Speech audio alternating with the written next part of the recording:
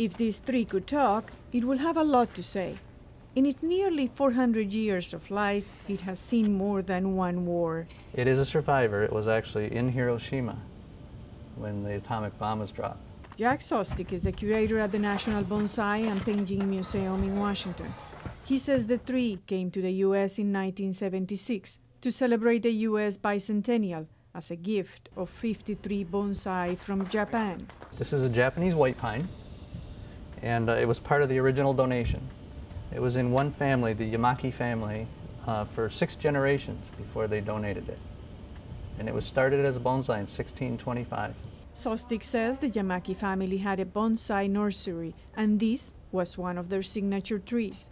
6 generations of the family took care of the tree in Japan, and so far, 4 curators in the U.S. have cared for it. Mr. Yamaki, the original donator, he came. It was about 4 or 5 years after they donated it. And it's an interesting story because he was here and he was looking at the tree and he began to cry. And the curator at the time, you know, got a little uneasy and a little nervous, so he asked the translator to make sure everything was okay. So the translator asked him, is everything okay? And he goes, yes, the tree is happy here. Sostik says taking care of the trees is an honor and a joy, but also a great responsibility. What would he do if something happened to them? I don't even like to think about that. But I have a suitcase at home that's packed, so if anything ever happens to this, I don't think you'll be able to find me. The bonsai donation started this collection, one of the largest in North America, at the U.S. National Arboretum. The collection now has almost 300 trees, divided among 3 pavilions for the Japanese, Chinese, and American bonsai. Bonsai, literally translated, means tree in a pot. But, you know, you can look around at the collection and you'll realize very quickly that it's much more than just sticking a tree in a pot. It's an art also. It's a living art. One of the most famous bonsai of the collection is this 57-year-old juniper forest created by John Naka, considered the father of North American bonsai. He planted 1 tree for every one of his grandchildren. The work on the tree never ends because it is a living art. It's the pruning techniques that keep it small. The art of the bonsai demands great care and patience, carried out here by a small staff and 15 volunteers.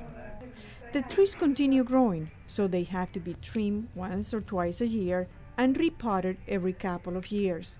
Some of the trees are particularly sensitive, like this one. It doesn't like the oil from your fingers, and it doesn't like to be rubbed or anything like that. So wherever that happened, the tips turned brown.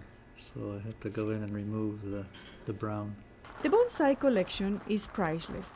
Every tree is unique, and the average age is around 100 years old, which means several generations have cared for them. Bonsai trees bloom, give fruits, and change colors in the fall. Sostik says he and his family eat apples from one of his 30 bonsai at home. One interesting aspect is that fruit and flowers will not reduce in size. From its beginning in China more than 1,000 years ago, the art of the bonsai was only a pastime of the elite for many centuries. In the U.S., it has grown in popularity mostly due to the support of the National Bonsai Foundation.